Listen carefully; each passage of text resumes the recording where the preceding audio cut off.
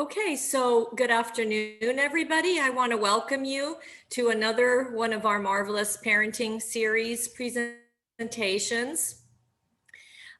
We have been very successful in choosing topics and getting wonderful speakers to be very generous and giving of their knowledge and their time. So we want to thank Resilient Retreat, who will be presenting today. Just a little bit on Resilient Retreat. It's relatively new. It was founded in 2018. It's got a great team of people working for it. And their mission is to empower survivors to thrive through self-care and community. So I think they've found a fabulous niche, which has only been, even more exacerbated with COVID. So we are lucky to have Mandy O'Malley, who's been working 20 years with children and families in our community and has a passion for making a difference as the Resilient Retreats community wellness educator.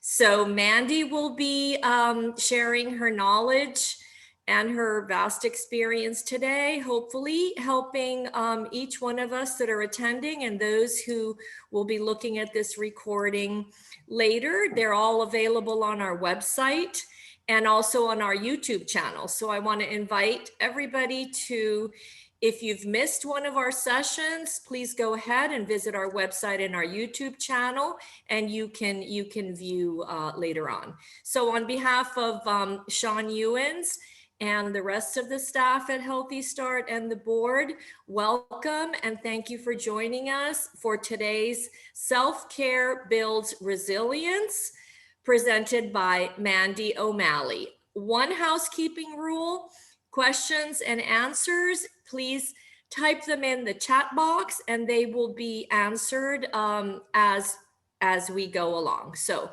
thank you so much and enjoy.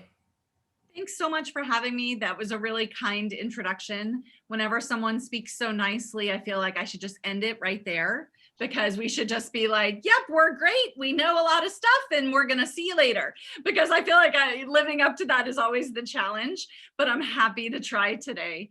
I'm really glad to be here with you, wearing the hat of someone who has worked in human services for, whenever someone like Patricia puts a number on it, it feels like I'm getting really old, because suddenly I've been working in the field for about 25 years in a variety of different capacities, but all of them really working to help children and families in the community thrive. So I'm thrilled to be able to have a conversation with you today, hopefully help each other with a topic that's always a challenge to each of us, especially those of us who are helpers by nature, perhaps helpers by profession, and parents and caregivers. Self-care is not always the easiest one of those hats to wear, because we're used to giving to everyone else. So today we're going to talk about some things that really build our resilience, counter the effects of stress, and allow us to be the best we can be for those that are important in our life. So as I am getting ready to share my screen, I think there's a few enough of us where either in the chat box, or if you'd like to be brave and unmute, you could just kind of let me know a little bit about who you are. Maybe your first name is fine. And if you have children in your life, their ages, and what you're hoping to get out of today, just real quickly. And if you would rather just be an observer, that's totally fine too. But it just gives me a little background on who's in the conversation today.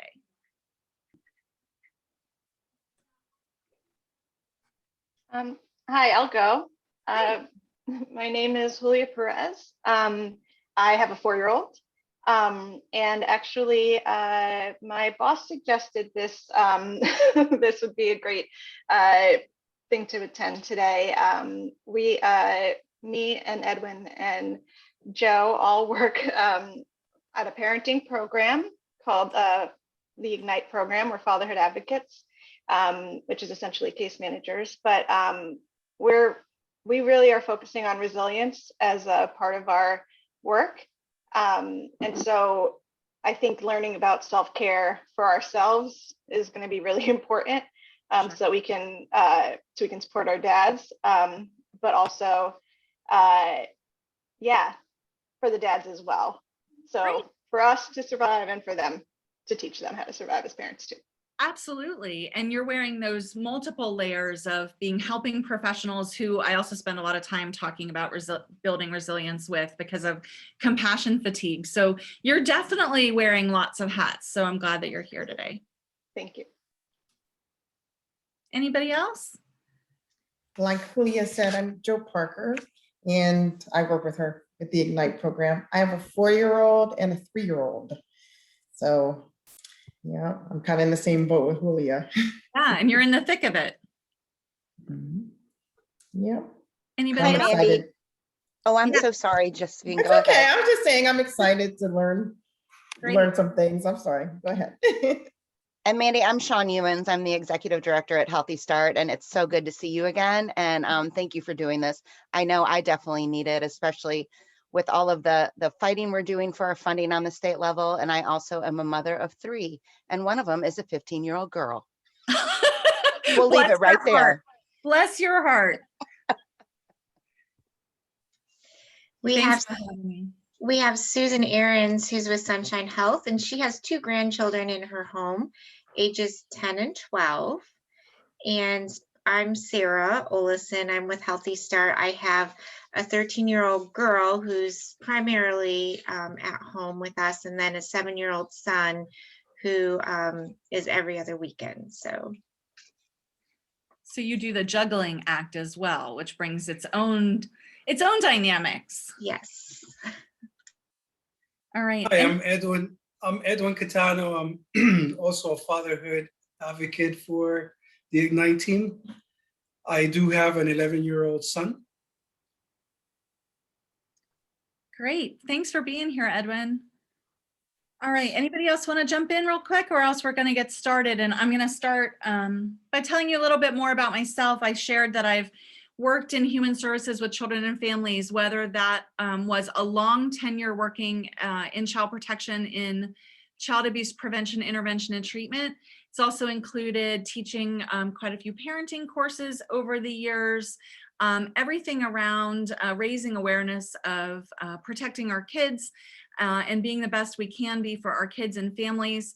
I took a little bit of a detour for 6 years and spent time helping at-risk kids go to college, which gave me the opportunity to continue that work helping children and families, but to do it in a tiny bit less toxic way than child welfare.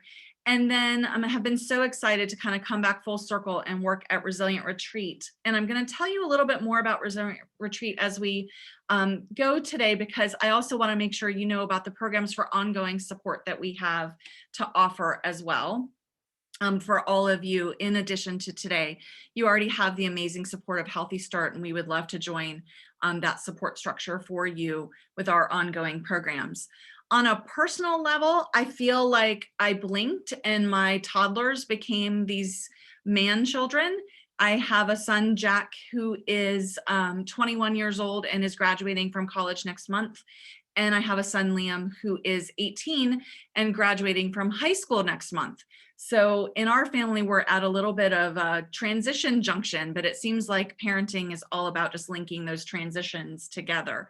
So I have not been in exactly the position any of you are, because our journeys are all unique, but I have had the 3-year-old, the 4-year-old, the 10-year-old, the 11-year-old, the 12-year-old, 15-year-old boy. Not sure that equates with 15-year-old girl. We could debate that. But I've been there and it feels like it went really, really fast. And one thing that I was super excited about this opportunity, just to be candid with you, is that I could have probably really benefited from these reminders as I was going through with my kids being a little younger. And so I'm thrilled to share with you today some ideas for self-care and building resilience that are founded in research and that are shown to be effective. But I really want today to be a conversation. Parenting and self-care are not things that any of us have 100% of the time, 100% of a handle on. This is really about giving ourselves permission to do the best we can in the moment and then move on. And so there's some things that hopefully I can help offer to incorporate into your world, and we can have the discussion and share that today. I thought this was, in case anyone really needed some more permission, not that you need it from anyone else, but this was a really great way to kind of paraphrase what we're talking about. Bottom line, I think we all want to be good parents. We want to be good caregivers to the kids in our lives. We want to be good grandparents. We want to be good guardians. We want to be good step parents. We want to be good uncles and aunts and neighbors. But we forget that sometimes to do that, we have to have the energy to take care of them. And especially those of you that do juggle those dueling roles where we're helpers as professionals and we're helpers in our community and we're helpers in our home, it's really hard to give ourselves permission to take care of ourselves because we're usually the ones that put other people first. And so sometimes reframing self-care into the best gift we can give our families and those that we care about helps it make it a little easier for us to focus on and to talk about. Back when we used to travel more, we would usually not pay attention, but the airline stewards would give us a lecture on safety at the beginning of our trip. And part of that message almost always is a reminder that if you're traveling with small children, to put your own oxygen mask on first. And sometimes that feels uncomfortable and counterintuitive because we're like, but they're vulnerable and they need us to take care of them. And how will they get it on? But the question is, if you aren't wearing your oxygen mask, how will you help them? And so that is a visual I'd like you all to leave with today, is that little reminder that wearing your oxygen mask is important and you're not neglecting the needs of others. You're just making yourself able to take care of them in the best way possible. Sometimes self-care gets misunderstood as permission to be frivolous or indulgent. And I know I have been guilty of being cynical about that at points in my past. And what we're not talking about really is that permission to be indulgent, although you don't really need that from anyone else. You're allowed to be as indulgent as you'd like. But what we're really talking about are intentional activities that we integrate into our life that help us move towards our values and our goals. We're talking about being conscientious and conscious and intentional in our actions so that we can be the best versions of ourselves that's possible for those that we love. I also know that often I come to trainings or workshops and I start to feel overwhelmed, or and you'll find that in our conversation today, I'm going to try really hard to be very candid with you as one parent to another. This is not a situation where any of us have it perfect as the expert on high telling you how to do things. And so this is another chance for you to know this isn't just one more thing you have to do or one thing you're not doing well at. We each intuitively know what works for us and what doesn't. Try the things that appeal to you. The only thing I ask is that give yourself enough time to push through that initial odd feeling, because especially when our nature is to help others, it's hard sometimes to make time for ourselves. Give it a try. Try it on for size. If it doesn't work, if it doesn't help, try something else. But prioritize taking care of yourself because you're valuable. And that energy that you put out into the world comes back to us. And when we're able to take care of others in our best version of ourselves, that's really what they deserve. You're going to hear a lot of different ideas and tips. There may be things that do not appeal to you at all. For me, for example, intellectually, I love the idea of being a jogger. Other than that, in my brain, there's no part of me that enjoys being a jogger. Cannot stand it. So if someone told me the only way to take care of myself would be to go jogging, I would really struggle because that just isn't the thing for me. And instead of fighting with that, I need to find something that fits me a little bit better because the cost shouldn't outweigh the benefit. So you'll see I have up on the screen a Chinese proverb that says, dig where the ground is soft. Simply put, do what appeals to you. If you don't like doing it, it's not going to work. And if you're doing it as a chore, we all have enough drudgery and chores in our world. So this doesn't need to be part of them. Simply put, I'm going to quote Teddy Roosevelt, do what you can with what you have where you are, with what appeals to you, with what feels like it will help. And small steps. You don't have to do everything all at once. You don't have to take on goals that are unmanageable and just one more thing on the list. Start with small steps because those often yield really big results. And the big thing is getting started on a positive spiral where you value yourself. You're willing to give yourself time and energy that you give to others, redirecting that to ourselves and starting a positive spiral where we start to feel better. So these are some ideas research shows that might help us build resilience to combat the stress that is our everyday life. That's one baseline we have to kind of agree on. Parenting is hard work. It's the most amazing, wonderful, magical series of moments you could ever imagine. And it's also really hard work a lot of the time. So we're not looking at waving a magic wand, but we're looking at how do we use research to build our resilience so that we can enjoy it. And as I mentioned, be the best version of ourselves. And these are some of the self-care ideas that data points us to. Taking care of our body. Like I said before, for me, that would not really mean going for a run in the evenings. It would mean going for a walk. It might be doing some yoga. It might be playing basketball in my driveway with my son. But moving our body is important. So you want to find time to exercise and move your body. It may be with your kids. I know when mine were young, they still are very energetic boys. So it was kind of a dual threat where I could do the exercise, get them outside and wear them out a little bit. So moving our body is important, as is sleep. Naps are great. When my boys were little, I had a 1-year-old and a 3.5-year-old. So they were never on the same nap schedule. So we embraced quiet time. If the older one wasn't napping, we would at least have quiet time to schedule some downtime where you had to stay in your room and read a book or listen to some music, but have quiet time. There's that old adage of sleeping when the baby sleeps, and that's really hard for most of us to do because the to-do list seems really big. But it's really important to prioritize our sleep because that is one of the #1 predictors for how we're going to be healthy and ready to face those stressors of the day. Sleep deprivation does all kinds of terrible things to our minds and our bodies. And we want to make sure that we're staying on a regular schedule.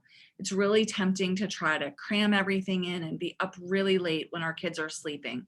But we need to give ourselves and them some routines and regular schedules so we're not disrupting those natural sleep patterns.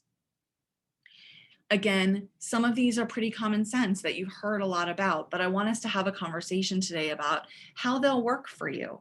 So nutrition has to be more than just eating what's left on the kids' plates when you're cleaning up dinner. So making sure they're well fed and that you are also taking a moment to eat and feed our bodies is very, very important. And then some self-regulating activities. Resilient Retreat, as Patricia mentioned, is all about helping those who have experienced trauma overcome those traumatic experiences. And when you look at the research and you boil everything down to its most simplest parts, our bodies in reaction to trauma become dysregulated. They become off kilter, to use the really fancy term, and our nervous system becomes hyper aroused and dysregulated. So whether it's trauma that we've experienced in our past, it's vicarious secondary trauma through our professional exposure, or if it's chronic stress. And as I mentioned, parenting is stressful. Stress is not always a bad thing or a negative thing, but we're staying at a very vigilant state for an extremely long period of time. So we're hyper aroused. The same kind of self-regulating activities are important for us as parents to engage in, to teach our kids to engage in, just like trauma survivors or anyone else, to kind of regulate our system. So that may be intentional breathing, it may be yoga, it may be meditation, it may be simply scanning your body to see where we're holding stress and doing things like progressive muscle relaxation, where we're scrunching the muscles for 5 or 10 seconds and letting them go, moving from our heads bits at a time down our whole bodies, tightening and relaxing, because we're helping to signal to our brain to be in a calm state, not an aroused state. When we talk about intentional breathing and yoga and meditation, it can sound kind of daunting, like these are big practices. And you can dive in and make it a more enriched, deep, complicated practice in your world. But it also works to do simple things like intentional breathing, stopping in that moment and taking 3 really deep breaths, in through your nose, out through your mouth. In through your nose, out through your mouth. Now we're flooding our bodies with a boost of oxygen. We're releasing endorphins into our system. We're stimulating serotonin production, and we're calming our nervous system. So self-regulating activities like that are really important. So they don't have to be complicated. 3 breaths in, 3 breaths out start to center us. It may be 5 breaths and we count them down with our kids. It may be the simple, not a full yoga practice, but the simple thing of lava breathing, where we're in through our nose, stretching our arms up, pulling them back down as we exhale. Just 3 to 5 times starts to make a big difference. And we'll practice that together in a minute. We want to take time for ourselves. This sometimes is a huge challenge because we feel like, especially when you're taking care of the household and you're working, and lately for the past year, many of us are homeschooling at home and working at home. And it seems like that to-do list is ever growing and never really allowing us time for ourselves. But it's really important to carve out the time to be alone. That may be the extra long shower, because that's the only place that you get to have a few minutes alone. But that's okay. Giving yourself a few minutes to be alone, making sure that your child is safe, and give yourself a moment to breathe and be alone. Giving yourself permission to embrace and hobbies and activities that recharge you, whatever it is. For you, it may be going for a jog. And so the baby goes in the jogging stroller and you go for a run. It may be knitting or reading. Interesting thing about reading is research says in just 6 minutes, we start to have our blood pressure decrease, our breathing rate settle down when we're reading, because it allows us an escape. So build in moments for hobbies and activities that recharge you. It may be a season of life that hobby can't be traveling around the world by yourself, but it might be a 10-minute chance to travel in your imagination with your book, or knit 3 or 4 lines of that sweater that you're working on. But it's important to give yourself the chance to embrace those hobbies. Changing our scenery, especially when we spend time outdoors. Changing our scenery sometimes stops the momentum of a spiral that's happening. By just walking outside, changing the scenery, looking out the window, it can give us just that moment to collect ourselves. Spending time with loved ones, again, over the last year has been especially challenging. So that may be on Zoom or some other virtual sphere, but spending time with loved ones and nurturing our support network. Support network and social support is the #1 predictor of resilience building. So it's really important to identify your support network and nurture those relationships. And sometimes it may be that we are not able to engage in a long time conversation on the phone because the dogs are barking and the baby's crying and spaghetti's boiling over. It may be texting back and forth where you can take your time responding to someone when you have that second, but that also gives us something to look forward to. And so it's creating those support networks where we can. Some of them may be family relationships, some of them may be friend relationships, some of them may be work relationships, some of them may be provider relationships like those that you meet at Healthy Start or other organizations, but it's finding that support network and giving yourself permission to utilize it.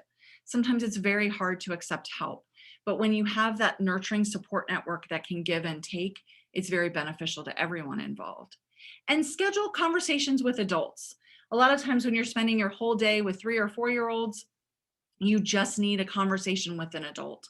So it's important to actively, consciously, because that's really what we're talking about, is instead of just going through the day trying to kind of white knuckle it, trying to be more conscious in scheduling and scaffolding ourselves for success. As I mentioned, sometimes giving yourself something to look forward to really helps. If you know that in 3 days, you're going to have a phone conversation with your best friend who understands no matter what, everything you're saying, you don't have to worry about having it all together. Sometimes that's the lifeline you need for the 3 days that are really challenging in front of us. Sometimes it's, I know that on Thursday night, I'm going to make my favorite meal, and it's okay that the kids are getting chicken nuggets tonight because I really need to have my favorite meal. It gives you something positive to look forward to, and that's really important. As I mentioned, not only changing your scenery, but getting into nature. Sunlight does amazing things in combating stress. So getting out into nature, taking the baby for a walk, going outside with the toddler and blowing some bubbles. Bubbles are also a great way to regulate our breathing when we're talking about breathing. And it's a great way to teach kids how to regulate their breathing because they have to blow bubbles in a slow, methodical way. They blow too hard, it bursts the bubble. So you learn how to control your breathing. So getting outside into nature, getting some sunlight, blowing some bubbles outside. If you have animals that are companions in your world, or if you seek out a friend's cat or dog or going to somewhere where you can see some nature, there's also a lot of research that shows lowering blood pressure, combating stress. All those benefits come with spending some time with animals. So if everything's quiet for a few moments during nap time and you can have the dog sit next to you on the couch, the science shows that it really does help. And then creating routines and predictability where we can. Parenting is a lot about being spontaneous and flexible, but also having some routines and predictability help us feel emotionally like we're calming the chaos. And feelings of chaos and lack of control contribute to that sense of stress. So when we can create routines and predictability, it helps our kids know what's coming, it helps us know what's coming, and it gives us that calm. When you're doing that, to schedule in some time for some fun too. Okay. It seems like we live in a world of multitasking where we always feel like we have to be productive. And that's one of the challenges that we face as professionals. It is a challenge that we face in parenting and family life. It's wonderful that we have the technology that we have now, but it also means that it kind of bleeds over where everything is at us all of the time. So maybe reframing some of our definition of productivity is important. And using the chance to multitask where we can for our benefit. So listening to music helps calm us. It can also help really energize us. It can take us to a different place. And you know how I was talking before about exercise and moving our body? It doesn't have to be going for a 5K. It can be having a dance party with your kids in the kitchen. That has the same beneficial effects. So maybe we throw on some music while you're cleaning. Maybe it's while you're driving, you're listening to an inspirational podcast. It's using and kind of harnessing the ability to multitask for our benefit. Give yourself that escape while you're doing laundry and you can listen to that story or read that book for a few minutes, but layer those tasks in a way that makes you feel like you're being productive, but also that you're kind of pampering yourself a little bit. Also, you can turn things, when you're looking at trying to be productive, turn things into games where chores, instead of being drudgery, become fun, and enlist kids in them because that gets the work done. And again, keeps them occupied, which is what you're trying to do, and uses a lot of their energy. So doing laundry, it's okay if the fold isn't perfect because the 6-year-old did it with you, but harness that help and multitask together so you have more time to do that dance party in the kitchen. Journaling is a really, really great, effective, powerful, yet simple way to process our feelings and harness that's what feels a lot of times like an out of control amount of stress for us. So journaling can be simply keeping a list of the things we're grateful for. It can be a place to vent. It can be writing down all the things that you never are going to say to that person that you want to say them to, but you know it's not emotionally safe to say them to. It can be something as simple as a very powerful tool in the field of positive psychology that was really pioneered by Dr. Martin Seligman, called the 3 good things exercise. Not a very creative name for it, but it's incredibly powerful. And that is at the end of each day, writing down 3 things that we're grateful for, 3 things that went well that day. And then the additional layer is not just what happened, but why you think it went well. And you can do it in about 5 minutes. You only write down 3 good things, what happened that went well and why you think it went well. And the research in positive psychology shows a benefit to our sense of well-being after 7 days of this practice that lasts for up to 6 months. It's really amazing research that if at the end of every night we just jot down quick notes to ourselves, and it's important that we write them down, something about in the research about that concrete feeling of processing the thought and writing it down for ourselves. When we do that, again, after just 7 days, there's been impact seen up to 6 months. So journaling is a really great, simple tool that we can use to build our resilience and combat stress. Also engaging our senses. Sometimes what happens when we're responding to stress, when we're responding to that constant activity, is that we start to spiral out of the present moment. I don't know if anyone else has had this feeling before, but it's kind of like that when you pull the thread and it starts to unravel everything. And it's like, I kind of felt okay. And then I started pulling at that thread and all of a sudden I'm down this rabbit hole where my thoughts are just racing and I'm suddenly really overwhelmed by stress and anxiety. We need to snap ourselves out of that mental dominoing effect that happens. And we can do that by engaging our senses in the present moment. We can get back to being where we are instead of down where our racing thoughts have taken us.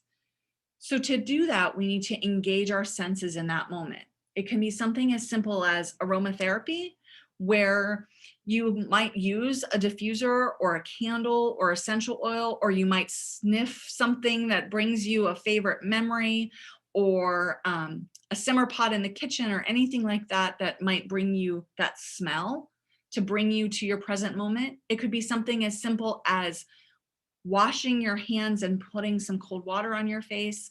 It can be something as simple as putting lotion on your hands or feet. It can be even something as simple as what we refer to as 5, 4, 3, 2, 1.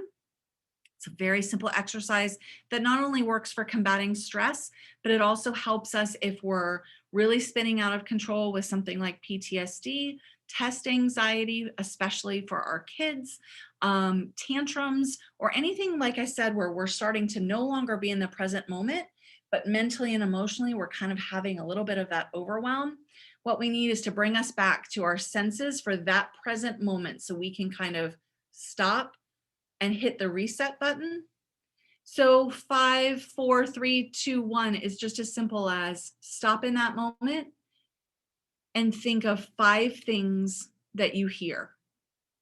You can see now you're having to attune, and this is very, very fast. I'm having to attune to what's in my environment right now. So I'm quiet for a minute and I think, okay, what are 5 things I can hear? What are 4 things I can see? What are 3 things I can feel? Not emotions, but I can physically feel. So it might be your feet on the ground, your legs in your chair, your sleeve of your shirt on your arm.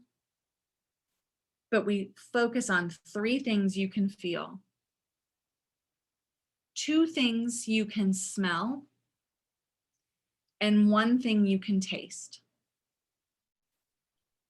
So if we do that together right now, you can see it's very fast, but you have to pay attention to your senses. And again, that's eliminating that emotional chatter that's going on in our brains, which is often what happens when we hit overload and we're forcing ourselves to pay attention to the present moment. So 5 things we can hear, 4 things we can see,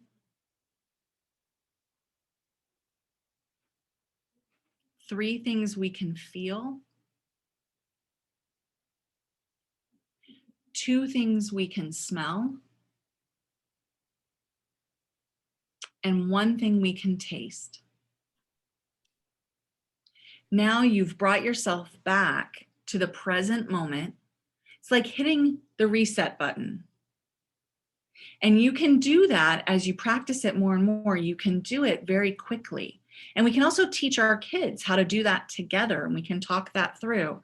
And it gives us a moment to reset. As I said, it's a pivot, a reset, a starting over. It's the stopping of that mental domino effect and bringing us back to the present moment. A lot of times our stress gets a momentum of its own. And when we're interacting with kids, when we're stressed and they're feeling our stress, it can ping back and forth. And what we really need is that opportunity to reset. So engaging our senses forces us back into the present moment, like hitting that reset button. I am not a judge of anyone's ability to clean, declutter, or be organized at all. But what I do know is that my environment, for me personally, often has an impact on my mental state. And it's often reflected the other way too. When I'm feeling particularly stressed, things around me feel a little bit out of control. So, and that's usually when the laundry piles up or other things pile up. So what I notice is I can't always unravel it in my mind, but when I make my environment more calm, less cluttered, I start to feel better. And so whichever way it works, if we feel better, so we clean and organize, or we organize and then we feel better, it doesn't really matter which way it works for us, but there's a connection between having a sense of calm over chaos. And sometimes the last place that we give ourselves is our own oasis. As parents, I don't know about you, but in my past, there's been times when my kids were younger and it seemed like toys were multiplied and things were everywhere, and suddenly company would come by and my bedroom was the place that the door would get open and stuff get shoved in, because that was the place I could close the door. Well, then I would come to bed at night and it was like that was the most chaotic place, and I couldn't relax and I couldn't sleep well and I felt stressed. If I had been able to reverse that and create an oasis for myself in that room, perhaps I would have been more calm and rested. Again, you know what will work for you or what you're willing to try, but it's a great idea to give yourself a safe place that you can go and get that rest and recharge. Maybe it's your bedroom, maybe it's another room. But if you're like me, you tend to kind of put your own space at the last, where I would always make sure my boys' rooms were clean and everything else was clean and my room was kind of the cluttered area. If you're doing that as well, just give a thought to maybe, would it feel differently? Would I feel more control over the stress if I had a safe place? Creative outlets are really great to learn how to give voice to our feelings and master our feelings, whether it's music, art, crafts. It doesn't have to be amazing artwork. And this again is a really great idea because it's something you can enjoy with the kids that you're caring about, but it's giving voice and narrative to our feelings that gives us a sense of mastery over that stress and eliminates its impact on us. Again, we talked about a journal. In addition to allowing us to ease our minds into a calmer space, it also gives us a sense of a narrative. And when we are telling a narrative, so we're telling a story, we're putting words to an experience, that automatically shifts in our mind the control over that story to us internally, instead of feeling like we're at the control of our external environment. That's the mental shift that allows us to overcome stress, is when we feel a sense of mastery and control. So creating that narrative now puts our experience in our voice. So we're no longer just at the whim of everything that's happening around us without control. We're telling that story. And so journaling, again, can help us be the one in control of telling that story. Similar to that, talking through our experiences and our feelings with a confidant also puts us in the position of creating that narrative. And that's what the science shows us is important. It's not what we're talking about or really even how we're feeling. It's the fact that we are telling our story. And that's what gives us the sense of control. And once we have that sense of control, then we can build on that to combat stress and build resilience. And sometimes it might even be leaving a voicemail message for someone that you know you're reaching out to in your support network. It doesn't even have to be a long conversation. It can just be putting it into words and leaving a text or leaving a voicemail message or talking on the phone or talking for a few minutes in the front yard, whatever it is. But it's about putting your voice to words and giving yourself that sense of control. Scheduling in some laughter is a really important thing. There's a lot of studies that show it doesn't matter if it is laughing along with that friend that has the contagious laugh, or if your kids are like mine. My younger son used to have a laugh that it didn't matter what was going on. I was going to lose it when he started laughing because it was just hysterically contagious. And that lightens a mood and breaks that momentum of stress again. So watching that funny program on TV isn't just an indulgence, it's an investment into your mental health. So finding a way to laugh and to reframe things into laughing it off. And setting our intentions and defining success. How are we going to define success for today? Maybe today's version of success is I have this to-do list that I really, really, really have to get done. But it also might be, you know what, the to-do list is nice, but my version of success today is that I got to spend some time with my child. Or they made a complete mess over that, but instead of looking at it that I'm a failure because my kitchen is a mess, I'm going to look at it as I'm a success because we spent that time together. It's a lot about reframing, but you have to have that wind in your sails to have the energy to be able to reframe. So that's why it's so important that we do these things. A positive outlook has an important impact on our psychology and our mental health. So again, a lot of studies about positive outlook and the outgrowth that it has. And some of that is finding and celebrating the wins, no matter how small. It could be, we wanted to take a nap, but you know what? We got quiet time in. That's a win. It doesn't mean I failed at getting nap time in. It means I won at getting some quiet time. We've already talked about the Dr. Seligman 3 good things and remembering our why. What is our big picture goal? Sometimes in parenting, it is really easy to get sucked down into the minutia of every day, and it feels like it's never ending. And some of it is. I mean, it's like the old adage about laundry. As soon as I might be caught up on laundry, but as soon as I get undressed for the night, I've got laundry again. So we have to remember kind of the big picture and keep ourselves out of that minutia that can feel so overwhelming. So positivity, gratitude, optimism are ways to do that. And a lot of those messages are from ourselves for ourselves. How many of us talk to ourselves in a voice that we would not be okay with someone talking to our children in? How many of us, do not give ourselves the grace that we would like to give someone else? We need to try to focus on what is going well and use magic things like, I don't know how to do this yet, or this didn't go so well, but I'm going to try again tomorrow. Not always failure or never goes well. Words like that don't give us room for growth or change. So we want to focus on things like yet, or to come, or I'm learning, or today was not the best, but tomorrow I get another shot. And just like we talk about in parenting, you get more of what you pay attention to. So if you pay a lot of attention to that negative behavior, you're going to breed more negative behavior. So when we tell ourselves those negative messages, we tend to find a lot of what we're looking for. So what we tend to focus on is what we see a lot of, what we pay attention to, and what our brain navigates towards. It's kind of as simple as, if any of you have ever had the experience of being pregnant, all of a sudden when you're pregnant, you see pregnant women everywhere. Or if you buy a new car, you suddenly see that same car on the street everywhere. And it's always been there, but you haven't really focused on it. It's changing our perception and changing our perspective, so we get more of what we pay attention to. So we want to pay attention to positive self-talk and giving ourselves room for growth and development in a positive way.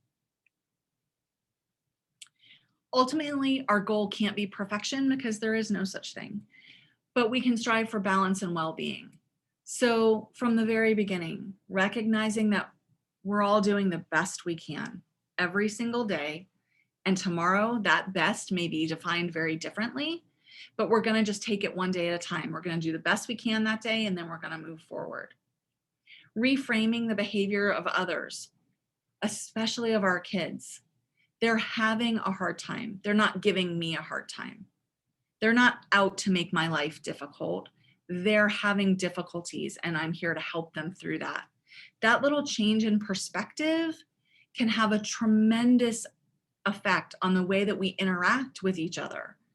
And we're mirroring back and forth those messages. So when we can give that room and grace of understanding the context, suddenly it doesn't feel quite as stressful because it doesn't feel like a personal attack. Again, cultivating healthy relationships and utilizing our support system, looking at the big picture and savoring the moments.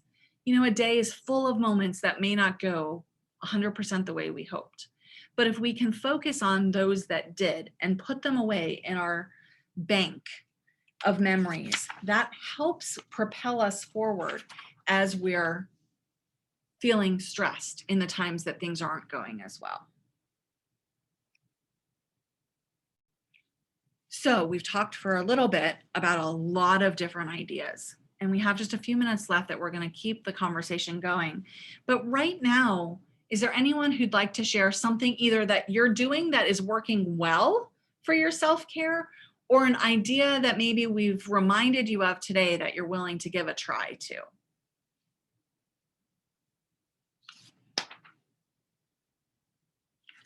And I like talking about these classes because I always remind myself of things that I would like to get back to doing.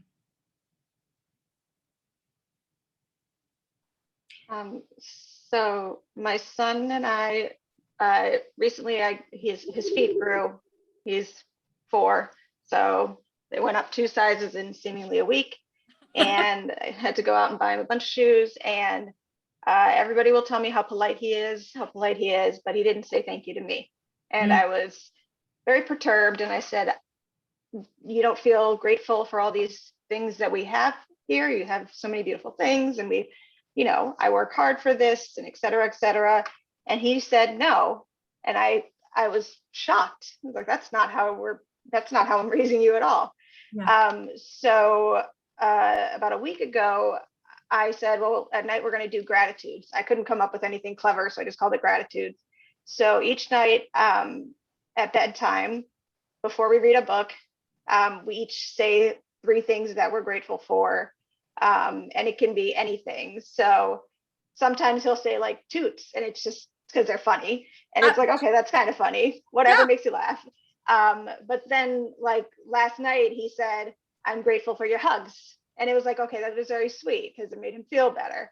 And it has actually, it's only a week, but I feel better doing it. And I did it because I was ticked. I was really frustrated, and I couldn't think of a way to start. I don't know. It was very weird. I just literally couldn't think of something else. I wanted to like punish. I was angry, like I didn't have this stuff. How can you possibly not appreciate this stuff? But yeah, so we do our nightly gratitudes, and he was angry a couple nights. He didn't want to do it. And then I said, fine, I get to pick the book, whatever, right. That kind of thing. But it has actually, I don't know, the days feel more pleasant since starting to do that. Like the unintended side effect is, I'm so glad that you shared that. And I love it because it's exactly what we're talking about shifting the focus to positive, and I think we tend to all have that kind of knee-jerk reaction that's negative, discipline or punishment, and I'm upset about this. And I love that you were able to reframe that into something positive. And I also love the fact that you're doing it together because you're modeling that behavior. And that's a lot of what I want to make sure we talk about before we finish today is modeling this behavior for self-care and regulation and gratitude and all of those things for our kids, because they're watching us to learn that. So when we're doing those things, it reminds us of what we're grateful for. It also teaches him, because, when you're 4, you don't really know that not everybody has these things. And when we're protective parents, we don't really want them to know that not everybody has these things. But then we also really want them to be grateful for everything that they have. And it's like this impossible, conundrum to be in. And so rather than being angry, modeling the moment to say, we're both together going to say at night what we're grateful for. What a beautiful way to end the night every single day, to think back and kind of go into your sleep with positive thinking. So thanks for sharing that. I'm glad it's working for you. Yeah, me too. Anybody else have an idea that they're working with or something that they want to try? A lot of these things are really simple, and I'm sure you've heard them before, but what's really important, and I'm so grateful that you're here today, is to just remind ourselves of them. We can remind ourselves and remind each other and remind our kids and kind of build them into our routines. And when we get busy, when we get stressed, oftentimes these are the very things that we let go of. And then we're in that negative spiral. So I'm so glad you shared kind of taking that moment to stop and recreate a positive way to take action instead. And so that's really what we want to do. They're simple things. The research tells us it's the simplest things that help us the most, but we just forget about them because we don't prioritize them. And so we do this reactionary kind of short-term thinking instead of laying foundations for longer-term ways to kind of calm that chaos. So today is really just about an hour of spending, sometimes being reminded of these things.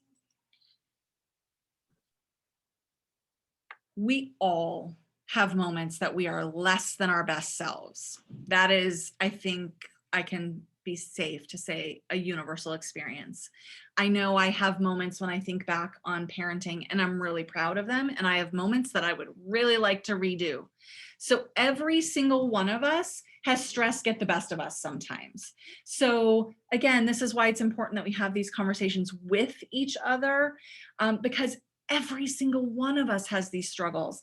And sometimes in the world that we live in, it's easy to think everybody else has it together all the time because, boy, their Facebook page or their Instagram only shows those moments that it's all looking together and shiny and happy and perfect. And so we start comparing. And it's really hard to imagine that everybody else is feeling the way we are. But when you have those moments, taking the time to back up and figure out, how exactly am I feeling right now? And what set me off? Because that helps me know how to head it off for the next time. Like, I love that Julia shared, like, I was mad in that moment, but then I took a moment to realize, like, okay, instead of having a knee-jerk reaction, how do I deal with this next time? How do I set us up for success? Sometimes it might be as simple as you realize, you know what, all I had to eat today was the bite of the peanut butter and jelly sandwich that was left as I was cleaning up from lunch. And then we went right to the park and we did right the next thing. And no wonder I'm feeling so discombobulated and upset because I'm hungry.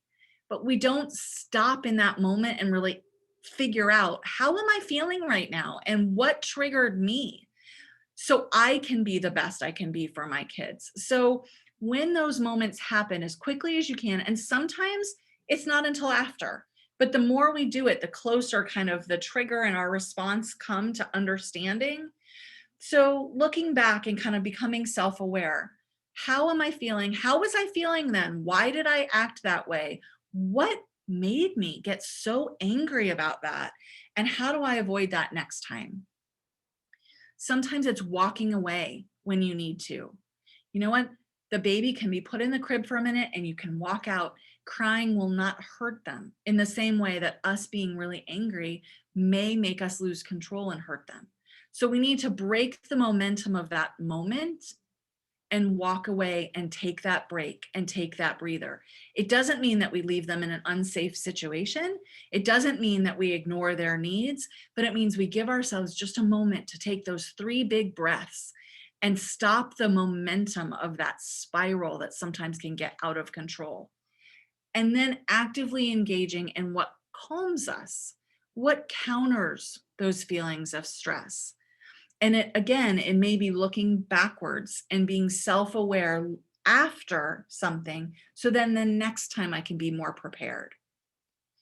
Again, we can feel really isolated when we're feeling stressed. And so calling a support system, calling Healthy Start, calling a parenting line, calling your best friend and leaving a voicemail message that just puts a voice to your feelings of, I just am losing it and I need a second to breathe. Scheduling some time for you, whatever that is. Again, it might be the long shower, it might be cooking dinner in the quiet, it might be the walk, put the baby in the stroller and go for a walk around the block. It might be giving yourselves permission to binge on Netflix for 20 minutes because that's what you need to kind of take your brain somewhere else. But schedule and give yourself the opportunity for that. And remember that positive self-talk. A lot of times that voice in our head is not the nicest about ourselves, things that we would never say about someone else.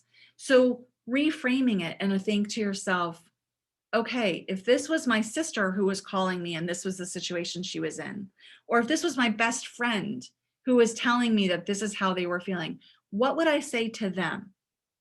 And giving ourselves just that little bit of breathing room to imagine what we would say about someone else gives us the opportunity to reframe our self-talk into a much more positive voice. Give yourself permission to reset. There are sometimes we just lose it.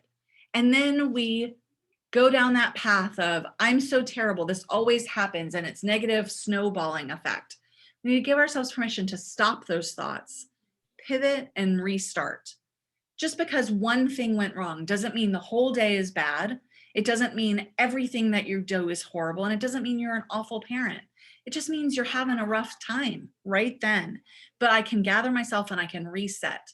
It's not a sentence that's always or never. Again, that black and white thinking makes it really hard for us to grow and reset. So we want to take those kinds of words out of our vocabulary.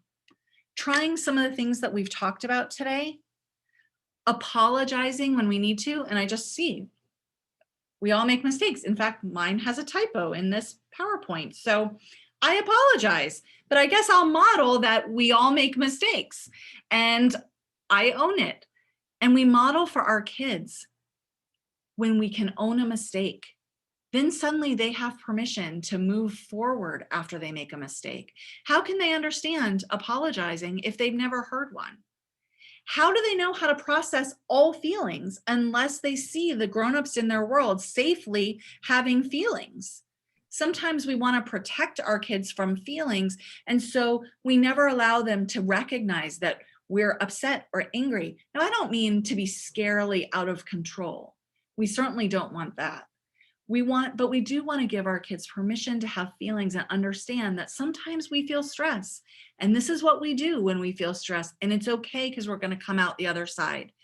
What we're doing as the adults in our world is much more impactful than what we're telling them to do when they see us doing something differently. And then certainly when things feel so stressful and you need ongoing support, use the professionals in our community that are there as resources, whether that's mental health support, whether it's parenting support, whatever it is, there are resources for all of us in the community. And we want to make sure that we're using them. Again, not only to be the best self we can be, but to show our kids that it's okay to ask for help, that we all need that sometimes. And there's a little mirror there because what we are showing our kids is they're mirroring back to us. And so we want to think about, how would I want my child as an adult to handle situations like this? And we have to start planting those seeds right at the very beginning. So always looking back and thinking, what am I modeling? What am I mirroring? Is this what I want? Is this the way I want them to deal with these stressors? Do I want them to have a life where they give themselves permission to have their feelings, where they give themselves permission to do the things that make them feel healthy and strong? If so, I need to do them so they see that and it's modeled for them. I love this quote because so many times just our human experience makes us feel like we're not living up to expectations. And that's the last thing we need to focus on, is to have shame for just being human. So this is a really universal struggle. As I said at the very beginning, I think we all want to be really good parents. I think it's really hard work. And so if we kind of just take that as our baseline to say, we're doing the best we can, that really changes the way we interpret the world around us if we really give everyone the benefit of the doubt, ourselves included. And part of that is really recognizing that parenting is hard work. Give yourself some grace, the same you would for someone else. And like we talked about, we're setting an example. And bottom line, you can't pour from an empty cup. So if you don't have anything in your well, there's going to be nothing to give. So it's full circle back to that oxygen mask that we talked about at the very beginning. I thought this was a really powerful way to frame that, because a lot of times we confuse self-care as being selfish, but instead of saying, you're just going to have whatever's left of me, it's really making sure you're the best version of you. And as part of that mission, as we're wrapping up today, I want to make sure that you know a little bit more about what we're doing at Resilient Retreat. A lot of the things that we talked about today, the different self-care techniques, whether it's learning breathing or aromatherapy or equine therapy or neurofeedback or yoga, we offer those as free programs at Resilient Retreat for anyone who has experienced trauma in their background. So whether that is sexual violence, intimate partner violence, domestic violence, child abuse as a child and you're now an adult, any kind of traumatic experience in your background, we work with survivors. We also work with everyone who's involved in a helping profession.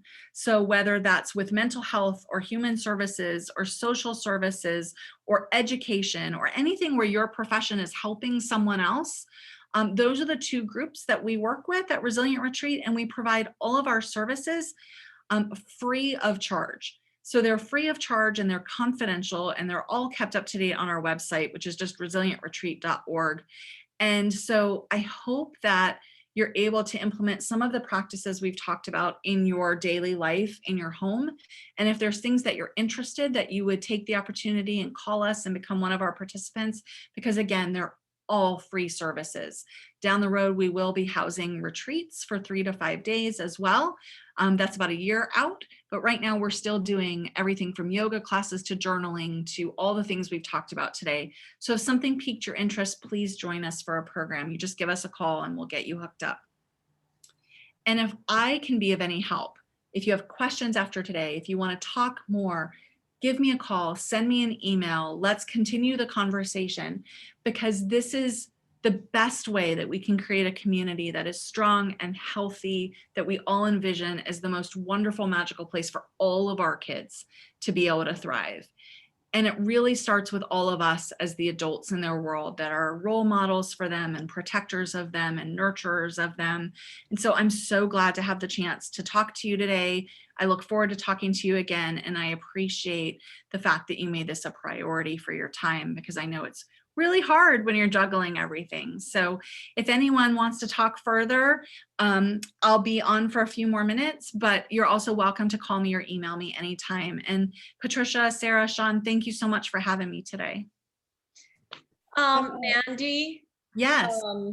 I feel like I should nominate you for an Oscar, a Grammy, I don't know, something. Wow, that's really For kind. just, you know, I heard everything you said and I was like, oh yeah, she's right. Yeah, you know what? I got to write that down. No, seriously. I was like, oh, wait. No. And then I thought, no, I'll ask her for the slides. And it was so engaging and so informative. And I'm sure every one of us was like thinking, the minute you said something, we're going through our head and going like, am I doing that? Or can I do that? Or, so fabulous. Can't thank you enough. I promise you a visit on one of my Mondays into the office. I will text you ahead of time, and definitely count on me. And hopefully, other Healthy Start people can visit, as they can. It's so beautiful there. Who wouldn't want to go? We have an 84-acre parcel of land that is particularly magical. It seems like something just happens as you drive onto the property that lets you breathe a little differently. So I would love to schedule a time for you to all come on a tour and talk about it a little bit more. And I did put our website up in the chat box so everyone can have it. And I'm going to put my email up there as well, so you have a direct way to reach me. So if you or your colleagues or anyone would like to talk more or schedule a time to come out, let me know. We are currently in like a little industrial park a few miles down the road from our construction site. So just let me know so we can plan to be there. We'd love to show you around. Cool. Mandy, I'd be okay if you would just go ahead and do a little plug for your upcoming concert fundraiser. Thanks. If anyone's looking for, this is a parent group, so it might be a mom in your world or someone in a mom role in your world, and you're looking for a special way to spend Mother's Day, we are having an outdoor concert on the grounds of our retreat center. So again, it's an 84-acre piece of land full of oak tree. It's just beautiful. And we're having the Pops come and do a concert outdoors on Mother's Day. And so everyone's coming and getting tickets, and we're doing picnic campers and everything outside. So it's COVID friendly and spaced apart. And if you want to learn more about it, it's on our website as well. You can buy tickets, but sometimes it's hard to, come up with those Mother's Day plans. So that might be a good option. Definitely. And everybody, the tickets are very affordable. It's like, this is, the thing we all should think of doing for that special day. Great. Well, thank you everybody so much. And I really do look forward to continuing the conversation. I'm so glad to have a chance to reconnect with some of you, see some of you for the first time, and spend a little bit of time today, because it reminds me of all the things I need to remember to do too. Thank you so much. Thank you so much. Thank you. Take care. Bye.